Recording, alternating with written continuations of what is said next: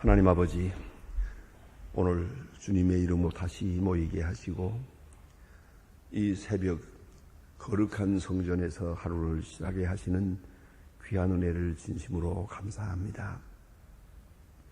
당연히 이 자리에 있어야 할 사람이 있지 못하고 있습니다. 또 늘 사모하면서도 나오지 못하는 사람도 있습니다.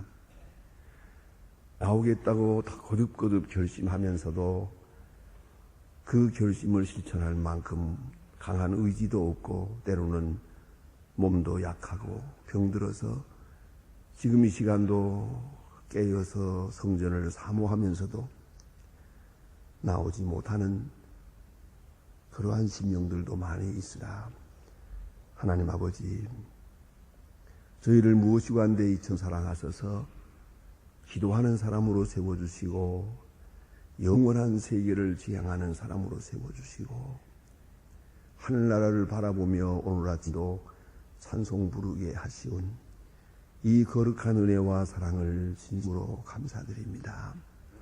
하나님 아버지, 그렇게도 약한 자를 강하게 하셨고 어리석은 자를 지혜롭게 하셨고 세속으로만 치닫고 게으른 저희들을 불러 하나님의 자녀 삼으시고 자녀 삼으신 중에도 특별히 하나님 앞에 기도하며 또 중보적인 기도를 할 수 있는 하나님의 사람들로 세워주심을 감사드립니다. 자비하신 주여, 이제 주님께서 우리에게 말씀하여 주시옵소서. 내 삶의 의미가 무엇이며 그 종국이 무엇이며 또 내가 무엇을 위하여 살아야 하는지 오늘 다시 한번 확실하게 깨닫는 시간 되게 하옵소서. 주의 부름을 기도 가운데 듣게 하시고 주의 음성을 설교 듣는 중 듣게 하옵소서.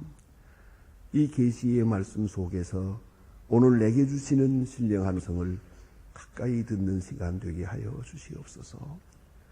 근심과 걱정, 우리 생각을 어지럽히는 일들이 많이 있사오나 모든 것을 깨끗이 물리치고 밝은 마음으로 주께 다시 한번 헌신하는 시간 되게 하여 주시옵소서. 주의 거룩한 영광을 위해서 내 하나의 생을 썩어지는 미랄처럼 바칠 수 있는 확실한 용기를 주시옵소서. 오늘도 하나님의 말씀을 바로 전하고 또 바로 들을 수 있게 하시고 듣는 자마다 구원받고 이 심령 안에서 이 말씀 속에서 중생하게 하옵소서. 완악한 자의 마음이 녹아지게 하시고 거짓된 자가 생각을 보게 하옵소서. 하나님 아버지, 이 말씀을 들으며 어리석고 우둔한 사람들이 지혜로움을 얻게 하여 주시옵소서. 저희 교회가 교회된 귀한 사명을 잘 감당할 수 있고 항상 거룩한 생명수가 강같이 흘러넘치는 그런 교회가 되게 하시고 성령의 충만함이 있는 그런 교회가 되게 하시고 기도에 응답받는 교회 되게 하여 주시옵소서. 주여, 이 나라를 지켜주시고 이 민족 위에 함께 하심을 감사합니다. 우리가 하는 일들은 너무나도 하나님의 뜻에서 멀리 가고 있고 우리의 생각을 어지럽히고 우리의 양심마저 흔들어 놓는 그러한 불미스러운 일들로 가득 찼지만은 하나님이여, 오늘까지 사랑하시고 인내하심을 감사합니다. 간절히 바라옵니 이 민족 위에 큰 구원의 손길을 펴서 이번 대선을 통하여 하나님이 기뻐하시는 들 세워주실 분들로 그리하여 그동안에 암울했던 일들을 다 이제 물리치고 밝고 명랑한 미래를 지향할 수 있고 온 국민이 기뻐하며 신바람나게 새해를 맞을 수 있게 도와주시옵소서. 간구하옵는 것은 정직함을 앞세우고 진리를 따라 사는 백성 되게 하여 주시옵소서. 하나님 아버지, 저 북녘 땅에도 우리에게 주신 자유를 허락하옵소서. 가난과 억압과 고통에서 건져주시옵소서. 우리가 어떤 형편이든지 북한의 우리의 형제자매들의 그 고통을 외면하지 않게 하여 주시옵소서. 주여, 우리의 기도가 그들에게 응답되게 하옵소서. 이제는 그 모든 속박에서 벗어나는 날을 맞게 하옵소서. 특별히 우리에게 맡기신 호임을 잘 감당케 하소서. 과학기술대학을 세워 복음의 전기지를 삼을 수 있게 하시고, 고아원 고아들을 하나님의 뜻대로 잘 양육해서 하나님이 기뻐하시는 거룩한 역사를 이루어가게 하여 주시옵소서. 오늘도 해외에 있든지 여행 중에 있든지 군문에 나가 있는 젊은이들, 공부한 자녀들 하나하나 믿음 위에 굳게 세워주시고 잠시도 실족지 않게 하옵소서. 병중에 있는 분들과 슬픔을 당한 가정에 큰 위로를 베푸시옵소서. 이 날이 복되게 하시고 내일 거룩한 주일을 앞에 두고 신실하게 준비하는 날이고 거룩한 주일을 거룩히 지킬 수 있는 예비 날이 되게 하여 주시옵소서. 이 하루의 모든 생활을 주께 맡깁니다. 주만이 영광을 받으시옵소서. 주 예수 그리스도의 이름으로 기도드립니다. 아멘. 하나님의 말씀은 계속해서 누가복음 17장을 보게 됩니다. 누가복음 17장. 누가복음 17장 계속해서 보게 됩니다. 누가복음 17장 11절로부터 오늘 보겠습니다. 11절로부터 19절까지 11절로 19절입니다. 찾으신 대로 다 같이 한 목소리로 봉독하실 것입니다. 예수께서 예루살렘으로 가실 때에 사마리아와 갈릴리 사이로 나가시다가 한 촌에 들어가시 문둥병자 10명이 예수를 만나 멀리 서서 소리를 높여 가로되 예수 선생님이여 우리의 긍휼히 여기소 하거늘 보시고 가라사대 가서 제사장들의 네 몸을 보이라 하시니 너희가 가다가 깨끗함을 받은 그 중에 하나가 자기에게 와서 보고 큰 소리로 하나님께 영광을 돌리며 돌아와 예수의 발 아래 엎드려 사하려하니 저는 사마리아인이라. 예수께서 대답하여 가라사대 10사람이 다 깨끗함을 받지 아니하였느냐? 그 9은 어디 있느냐? 이 이방인 외에는 하나님께 영광을 돌리러 돌아온 자가 없느냐 하시고 이에 이르되 일어나 가라 내 믿음이 너를 구원하였느니라 하시더라. 아멘. 오늘 특별히 본문에는 열무동이에 대한 아주 중요한 말씀이 있습니다. 옛날 문둥병 환자, 지금은 이 문둥병을 그렇게 중요한 병으로 생각하지 않습니다.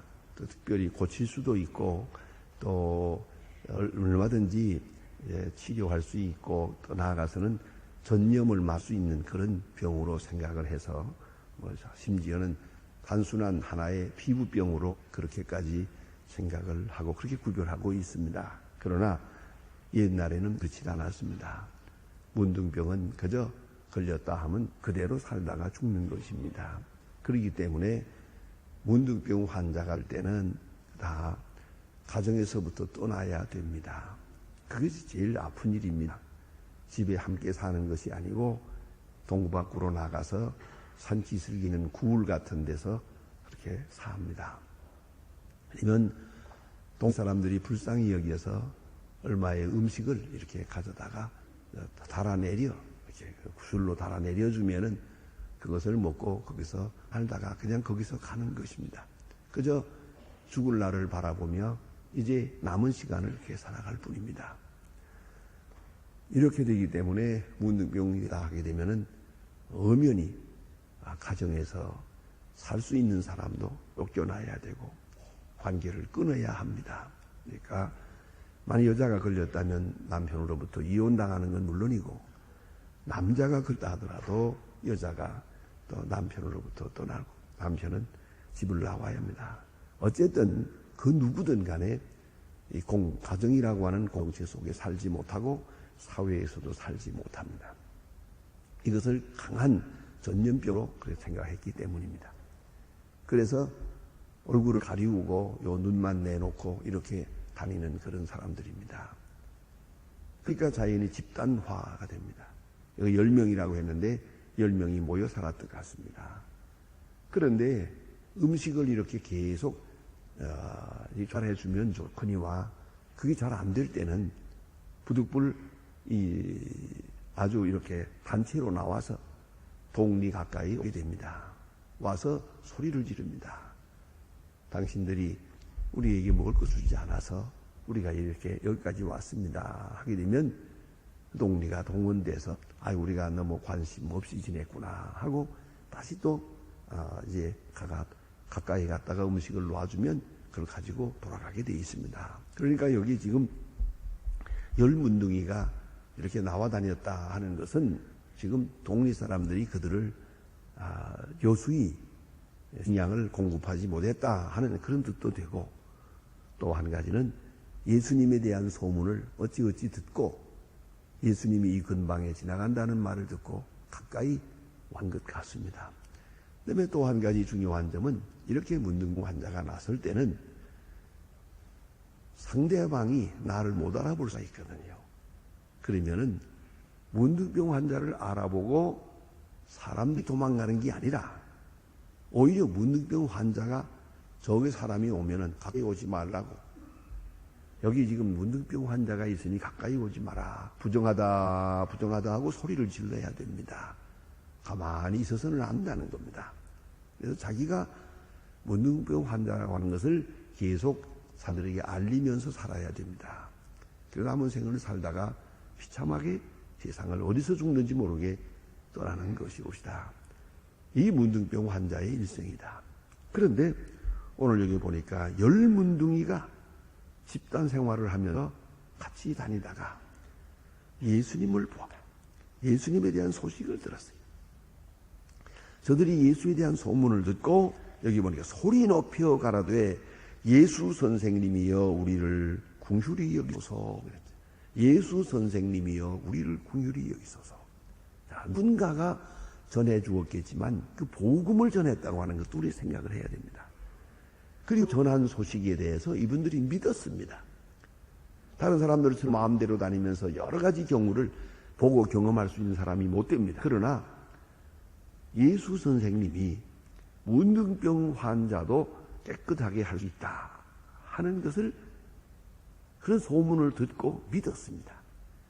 다시 말하면 복음을 전했고 복음을 듣고 복음을 믿었다는 거다. 누군가가 복음을 전했어요. 아주 중요한 것이것이다. 가끔 여러분 왜 그런 말이 있잖아요. 병은 자랑해야 된다, 그런 말도 합니다. 여러분이 어떤 때 병이 나았다, 어떤 경우에 좀 치료받았다 하면 그 어떤 용로로 낫게 되었는지 그 소문 낼 필요가 있죠. 그 소문을 듣고 또 믿고 또 다른 사람이 병 치료받을 수 있는 게 아니겠습니까? 그러니까 이건 소문이 필요한 거예요. 이게 복음이에요. 예수님께서는 문둥병도 치료하신다 하는 소문 말이에요. 이 소문을 자꾸 전해야 되는 거예요. 그래서 예수 그리스도가 그 소문과 함께 온 세계에 전해지는 게 아니겠습니까? 복음을 전해야 돼요. 또 듣는 사람은 믿어야 돼요.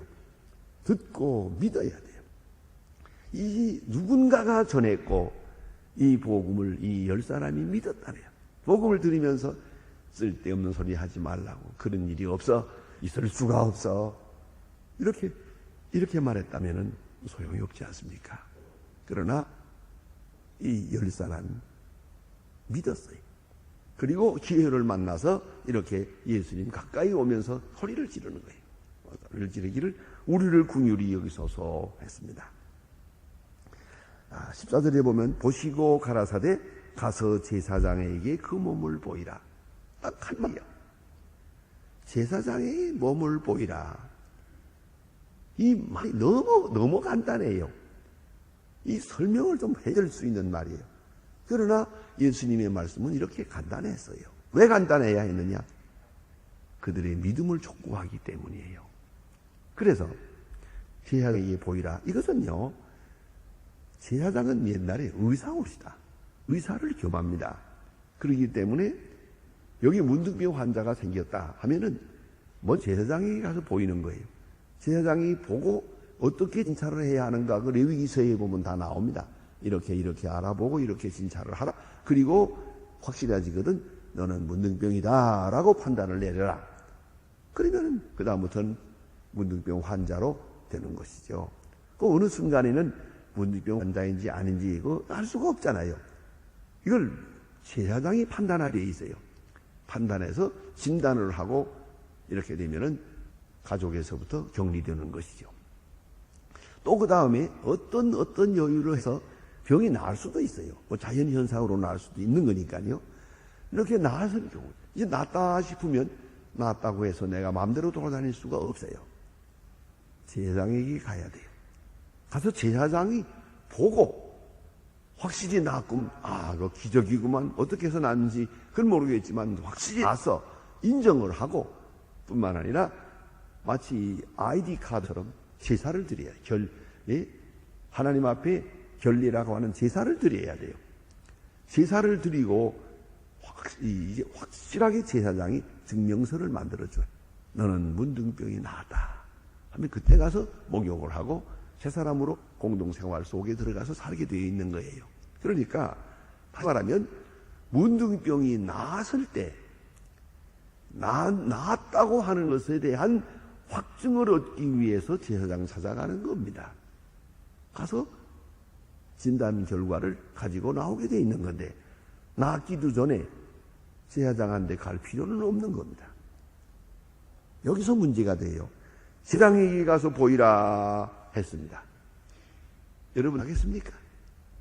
문둥병은 여전히 있는데 선생님이요 고쳐놓고 가라고 해야죠.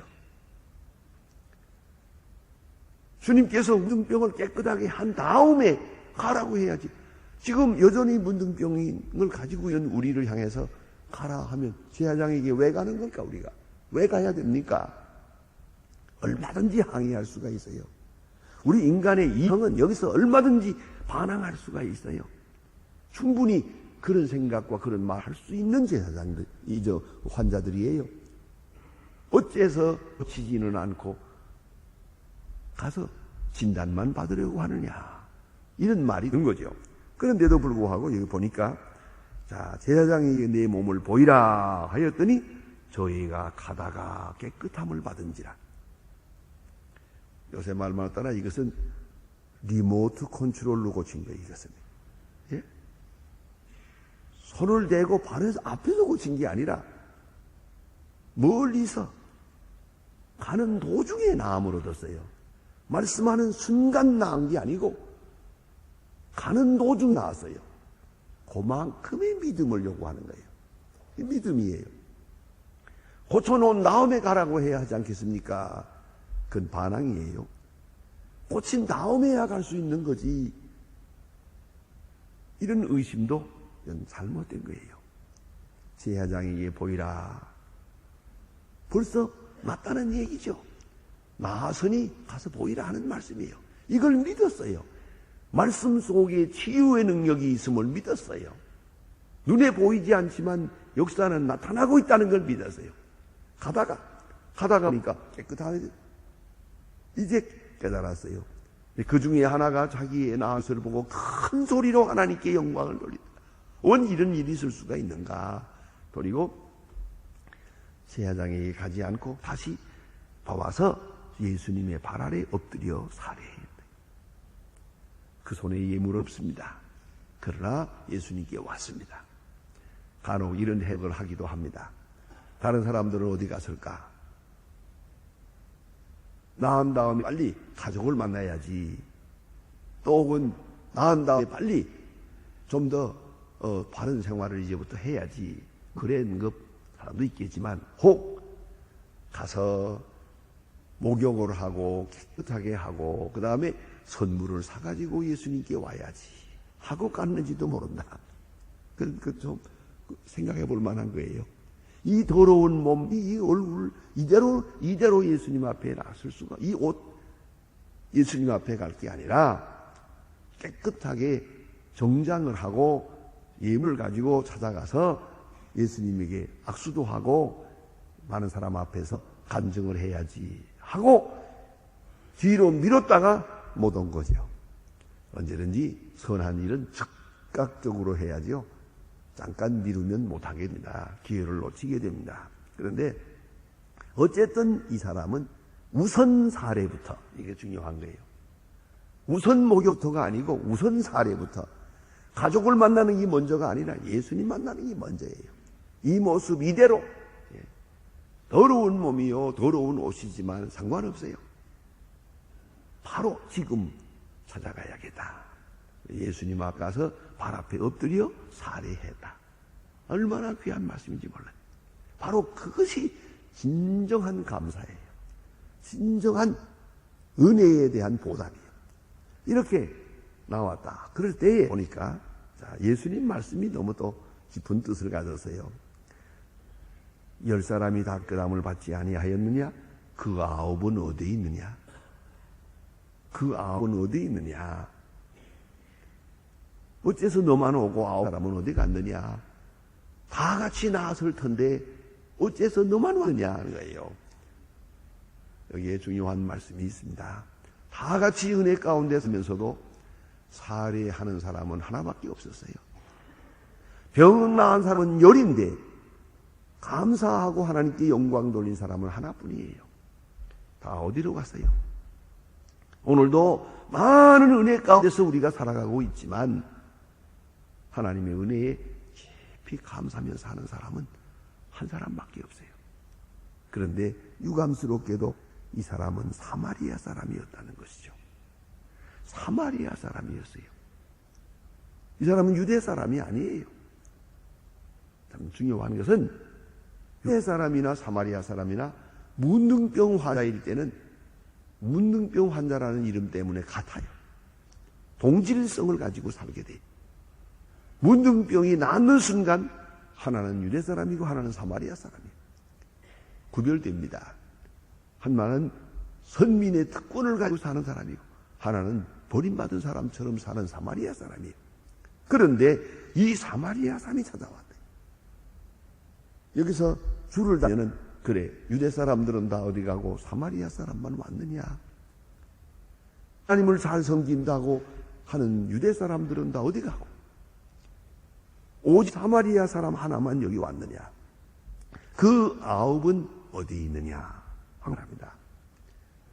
여러분, 예수님께서 이렇게 꼭 와고 말씀한 것도 아니에요. 와야 된다고 전제 조건을 내세운 것도 아니에요. 이건 자발적인 것이었어요. 예수님의 말씀은 제사장에게 보이라, 그것뿐이에요.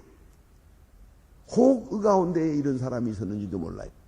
제사장에게 보이라고 그러니까 빨리 가서 보여야지. 보이고 난 것을 확실하게 증명받고 그 다음에 와서 살해를 해야지.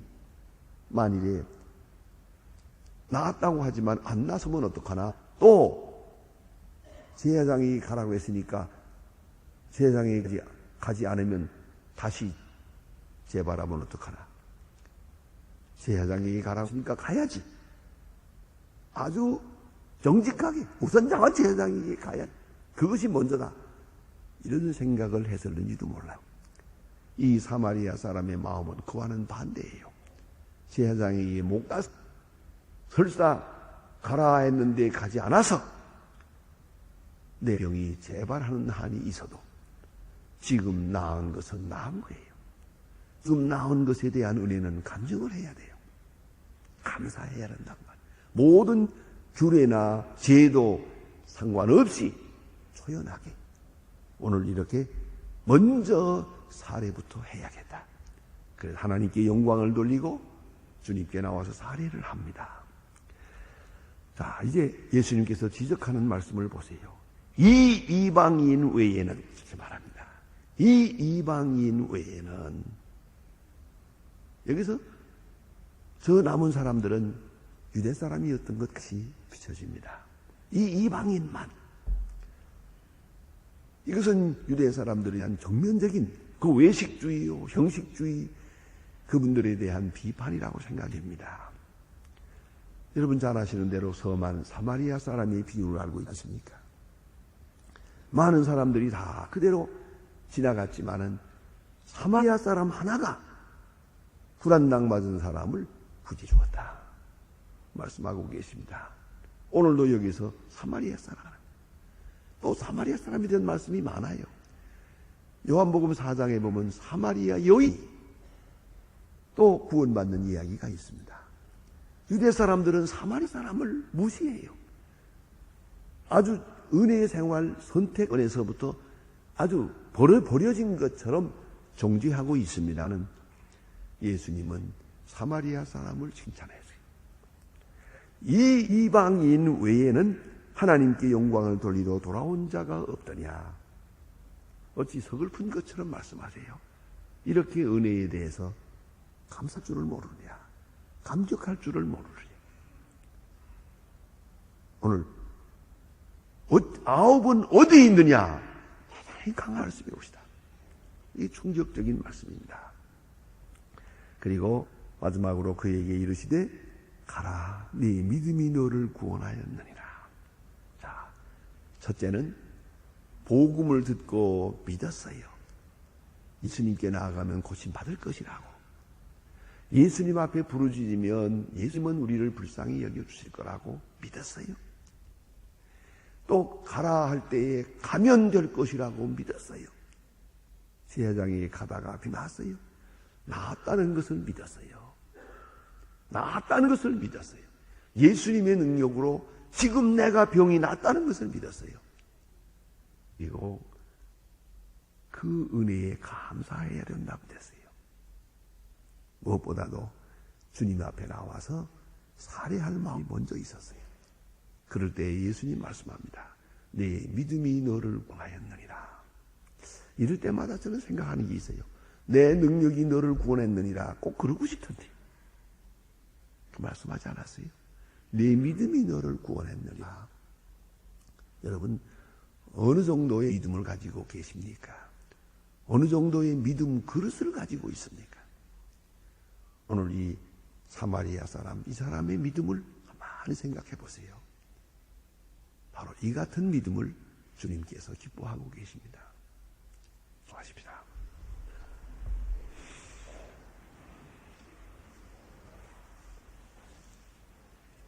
하늘에 계신 우리 아버지시여, 이름이 거룩히 여김을 받으시오. 나라의 마옵시오. 뜻이 하늘에서 이룬 것 같이 땅에도 이루어지이다. 오늘날 우리에게 일용할 양식을 주옵시고, 우리가 우리에게 죄진 자를 사해 준 것 같이 우리 죄를 사해 주옵시고, 우리를 시험에 들게 하지 마옵시고 다만 악에서 구하옵소서.